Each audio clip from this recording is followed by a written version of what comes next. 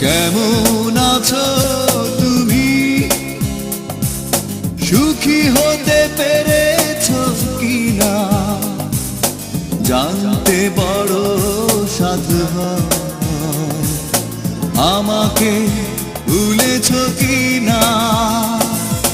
কেমন আছো তুমি?